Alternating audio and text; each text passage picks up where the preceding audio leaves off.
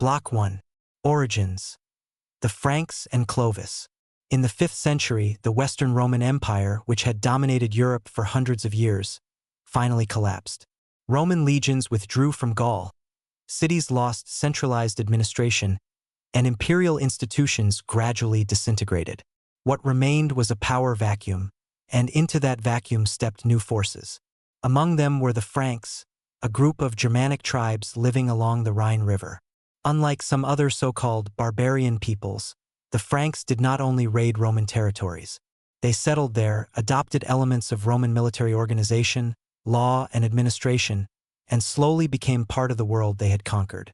This process laid the groundwork for a new political order in Western Europe. At the center of this transformation stood Clovis I.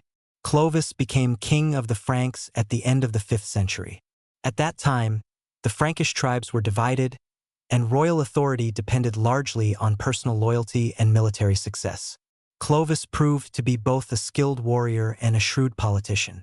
Through conquest and alliances, he defeated rival tribes and, for the first time, united the Franks under a single ruler. Yet Clovis's most important decision was not made on the battlefield, but in the realm of religion. Around the year 496, Clovis converted to Catholic Christianity. This choice was highly strategic. Most Germanic rulers of the time followed Arian Christianity, which the Roman Church considered heretical. By embracing Catholicism, Clovis aligned himself with the religious beliefs of the majority of the population in Gaul, the Gallo-Romans. This conversion earned him the support of the Roman aristocracy, the clergy, and the urban population. Clovis was no longer seen as a foreign conqueror, but as a legitimate ruler and a protector of the Roman Christian tradition. From this moment on, a powerful alliance between the Frankish crown and the Catholic Church was formed, an alliance that would shape the history of France for centuries. After Clovis's death, his kingdom did not disappear, but it became unstable. According to Frankish custom, the realm was divided among his sons. This led to internal rivalries, civil wars, and assassinations. From this turbulent period emerged the Merovingian dynasty, the first royal dynasty in French history. The Merovingians established the political foundations of the future French state. However, over time, their authority weakened. Kings increasingly became symbolic figures, while real power shifted to royal officials known as mayors of the palace. In the shadows of Merovingian rule, a new dynasty was already rising, one that would soon redefine Europe. Thus ends the first chapter in the story of France, the transition from Roman Gaul to a Frankish kingdom, and the birth of a new idea of political unity. Block 2. The Carolingians and Charlemagne. As the authority of the Merovingian kings declined, real power in the Frankish kingdom shifted into the hands of the mayors of the palace. These officials controlled the army, managed finances, and made political decisions, while the kings themselves became little more than ceremonial figures. From this position of influence emerged a new family, the Carolingians. The rise of this dynasty begins with Charles Martel. In 732, Charles Martel led the Frankish forces against a Muslim army advancing north from Iberia. The confrontation, known as the Battle of Tours or Poitiers, became legendary. While its long-term significance is debated by historians, the victory greatly enhanced the prestige of the Franks and established Charles Martel as the defender of Christian Europe. More importantly, it secured his family's dominance within the kingdom. Charles Martel never took the title of king, but his son did. In 751, Pepin the Short took a decisive step. With the blessing of the Pope, he deposed the last Merovingian king and was crowned king of the Franks. This moment marked the formal beginning of the Carolingian dynasty and reinforced a crucial political idea. Royal authority could be legitimized by the Church. In return, Pepin offered military protection to the papacy, laying the foundation for a lasting alliance between the Frankish rulers and Rome. Pepin's son, however, would surpass all his predecessors. Charlemagne, or Charles the Great, came to power in 768 and soon transformed the Frankish kingdom into a vast empire. Through relentless military campaigns, he expanded his rule from the Pyrenees in the west to the Danube in the east, and from the North Sea to central Italy. His conquests were brutal, particularly during the wars against the Saxons, but they were also systematic and strategic. Yet Charlemagne was more than a conqueror. He sought to revive the idea of the Roman Empire in the West. He promoted education, standardized laws, encouraged the copying of classical texts, and reformed the administration of his territories. This cultural revival, known as the Carolingian Renaissance, helped preserve ancient knowledge and strengthened the unity of his empire. On Christmas Day in the year 800, Charlemagne's power reached its symbolic peak.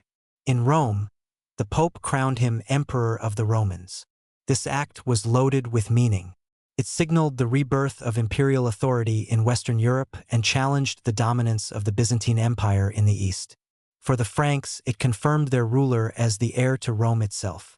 However, the Carolingian Empire was deeply dependent on Charlemagne's personal authority.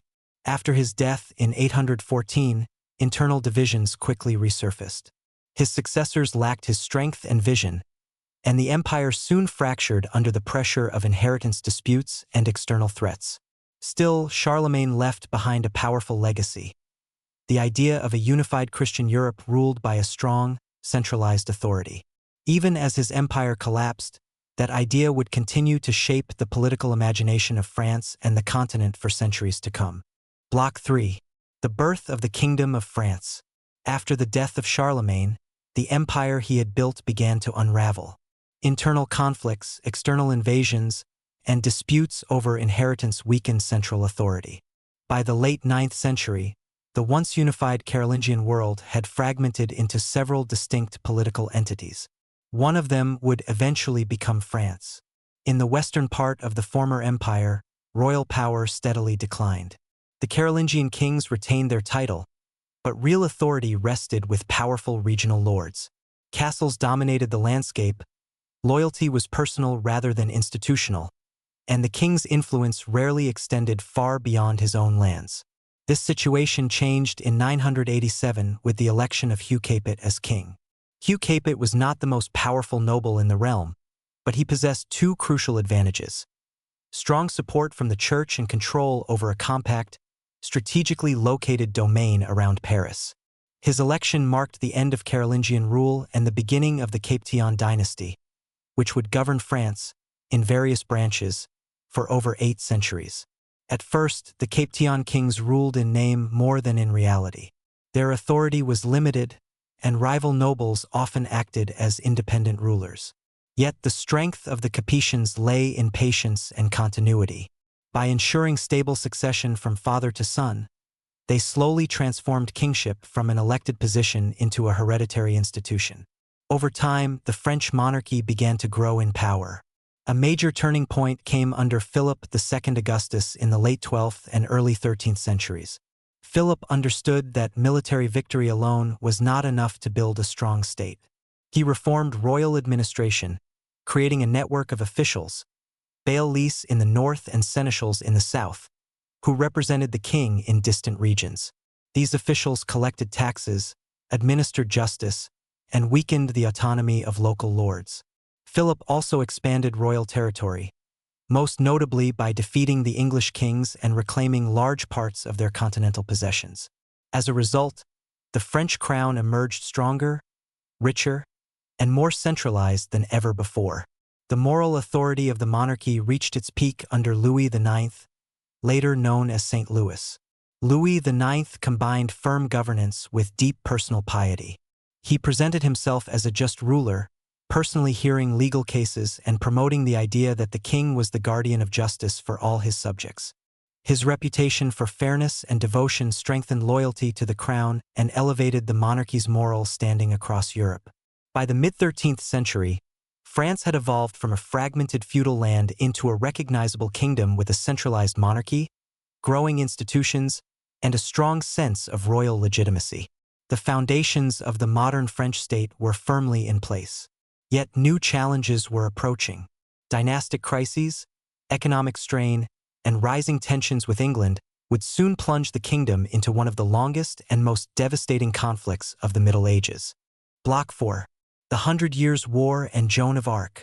By the early 14th century, France was one of the most powerful kingdoms in Europe. Yet beneath the surface, deep structural tensions were building. When the direct Cape Town line ended in 1328, a succession crisis erupted, opening the door to conflict with England.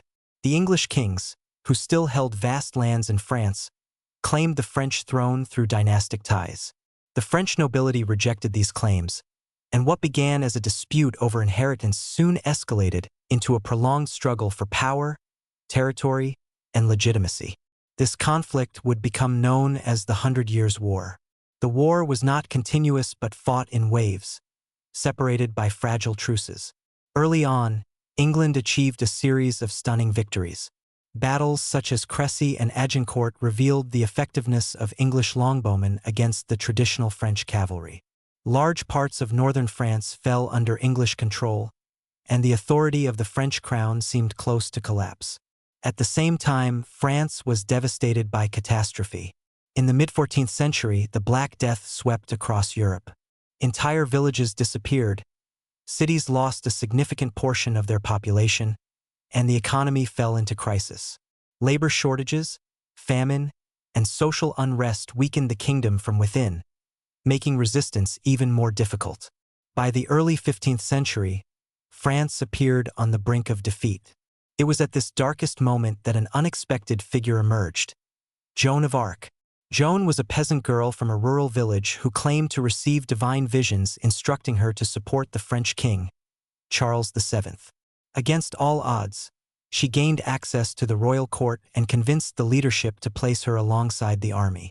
Her presence transformed morale. In 1429, Joan played a crucial role in lifting the siege of Orleans, a turning point in the war. Her victories reinvigorated French resistance and led to the coronation of Charles VII at Reims, a powerful symbolic act that reaffirmed the legitimacy of the French monarchy. Joan's rise was meteoric, but her fall was swift. Captured by Burgundian forces allied with England, she was handed over to an English-backed church court. Accused of heresy, she was condemned and burned at the stake in 1431. Yet her death did not end her influence. Joan of Arc became a symbol of French unity, faith, and resistance. In the years that followed, France gradually regained lost territory. By 1453, the English had been expelled from nearly all French lands, bringing the 100 Years' War to an end. The conflict left deep scars.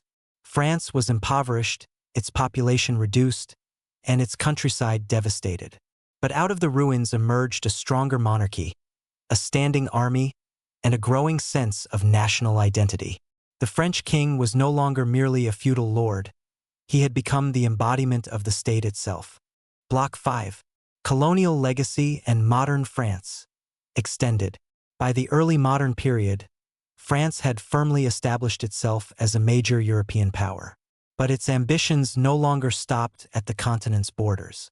From the 17th century onward, France built a vast overseas empire that stretched across the Americas, Africa, Asia, and the Pacific.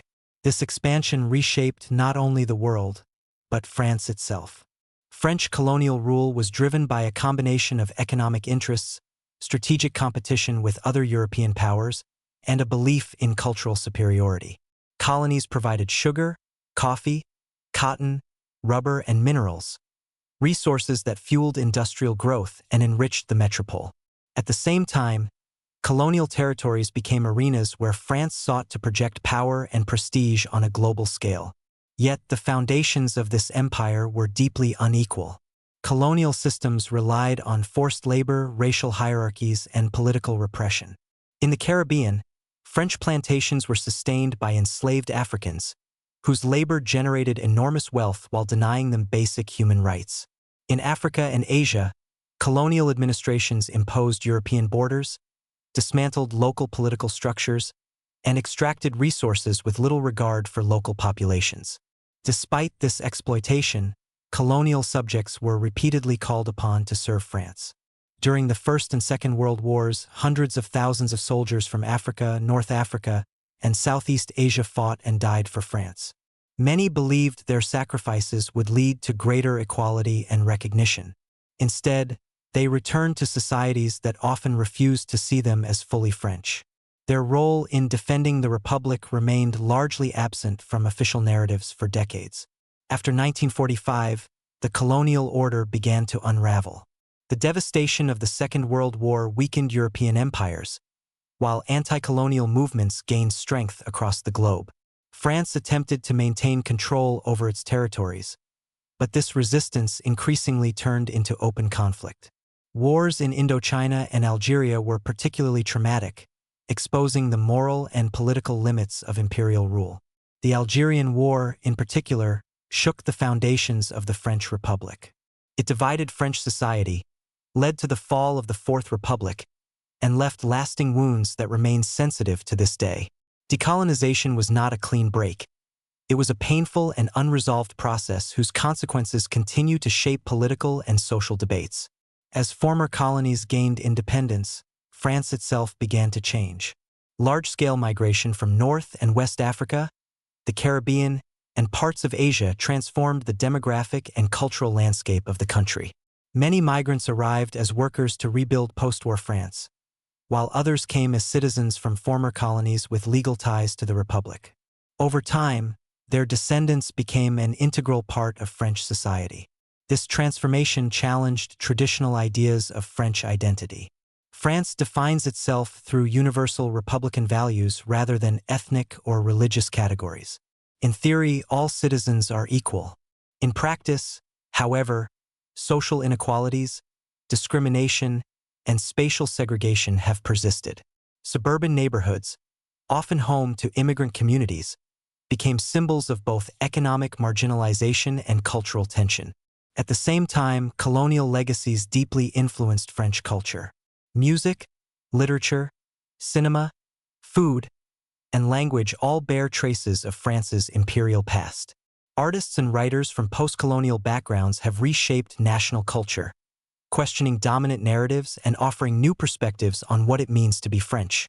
In sports, particularly football, the visibility of players with roots in former colonies has sparked both pride and controversy. In recent decades, France has been forced to confront its history more directly. Public discussions now address the memory of slavery, colonial violence, and racial injustice. The transatlantic slave trade has been officially recognized as a crime against humanity, and memorials and museums have been created to preserve this history. Efforts have also been made to honor colonial soldiers whose sacrifices were long ignored. Yet these debates remain deeply contested. Some view this reckoning as essential for justice and social cohesion. Others fear it undermines national unity or reopens old divisions. The struggle over memory, what should be remembered, taught, and commemorated, reflects broader anxieties about identity, belonging, and the future of the Republic. Today, modern France stands between past and future. It is a country shaped by empire but committed to republican ideals of liberty, equality, and fraternity. The challenge lies in reconciling these ideals with historical realities and in building an inclusive society that acknowledges difference without abandoning shared values. The story of France, from the Franks to the present day, is not simply a narrative of power and expansion. It is also a story of adaptation, conflict, and reinvention. Understanding France's colonial legacy is not about assigning blame alone. It is about understanding how the past continues to shape the present and how the choices made today will define the nation's future. Block 6. Modern France. Future, Identity, and Innovation. France today stands at a crossroads between its rich history and the demands of the modern world. The nation's identity has been shaped by centuries of conquest, empire, and cultural exchange. Yet its future is defined by integration, innovation, and the ability to navigate complex social and political challenges. The first challenge is social cohesion. Urban centers like Paris, Marseille, and Lyon are hubs of diversity, where people from dozens of cultural and ethnic backgrounds live side by side. While this diversity brings energy, creativity, and global connectivity, it also highlights inequalities. Education, employment, and housing remain areas of tension, and French society continues to grapple with how to reconcile republican ideals of equality with social realities. At the same time, technology and innovation define modern France. Paris, Toulouse, and Grenoble have become centers of research, engineering, and aerospace. French universities lead in science and medicine, while startups and tech incubators drive economic growth. Smart cities, green energy initiatives, and artificial intelligence are reshaping everyday life, illustrating France's potential to compete globally while maintaining cultural identity. Culture remains at the heart of the French nation. Cinema, literature, music, and fashion continue to influence the world. From the streets of Montmartre to the festivals of Lyon and Marseille, contemporary art often reflects the intersection of history, identity, and globalization. Music from immigrant communities, literature exploring post-colonial memory, and fashion combining heritage with modern design all demonstrate a nation in dialogue with itself and the world. Political life in France is vibrant and often contested. Debates over secularism, freedom of expression, immigration, and economic reform shape national discourse. Citizens engage through elections, protests, and grassroots movements, ensuring that democracy remains a living, evolving process. At the same time, France is an active member of the European Union and the global community, balancing national interests with international responsibility. Education plays a key role in shaping the next generation. Schools and universities emphasize critical thinking, historical awareness, and global citizenship. Young people are encouraged to understand the past, from the Roman Empire to colonial history, while developing skills to tackle the technological, environmental, and social challenges of the 21st century. France is also responding to climate change and sustainability. Renewable energy projects, conservation of historic landscapes, and urban planning initiatives illustrate the country's commitment to balancing economic development with environmental responsibility. Public awareness campaigns, innovative transportation systems, and investment in green technologies show that France seeks to lead by example on the global stage. In the end, the story of modern France is one of adaptation and resilience. The nation draws strength from its history while embracing the opportunities of the future. Its challenge is to build an inclusive society where diversity is seen as an asset, technological innovation serves the public good, and cultural heritage is celebrated alongside progress. Modern France, much like its past, is a nation in constant dialogue between memory and ambition, tradition and innovation, local identity and global responsibility. Its success will depend on how well it integrates its citizens, values, and ideas into a coherent vision for the future. The next chapters of French history will be written not only in politics and economics, but in culture, technology, and social harmony, defining a France that is vibrant, inclusive, and forward-looking.